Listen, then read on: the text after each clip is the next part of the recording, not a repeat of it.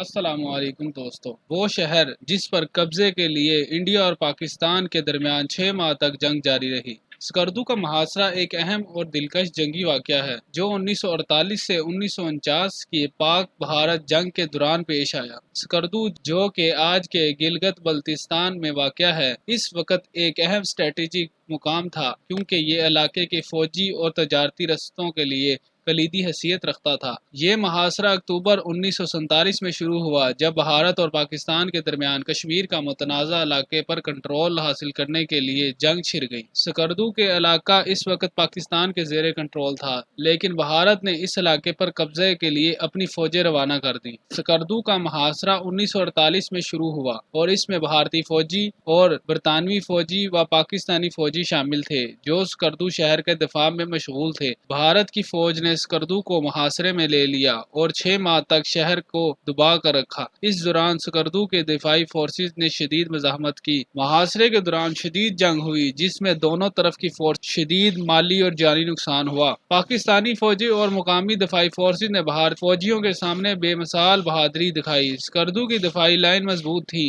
اور اس علاقے کے صحرائی ماحول نے جنگی حالات کو مزید مشکل بنا دیا۔ آخر کار 1949 میں سکردو نے بھارتی محاصرے کے خلاف کامیابی حاصل کی اور اس کا کنٹرول پاکستانی فورسز کے پاس رہا۔ سکردو کے محاصرے نے دونوں ممالک کے درمیان کشمیر کے مسئلے کو مزید پیچیدہ کر دیا اور اس علاقے کی اسٹریٹجک اہمیت کو واضح کر دیا، اور یہ واقعہ پاکستان اور بھارت کے تعلقات میں ایک اہم سنگ میل کی حیثیت رکھتا ہے۔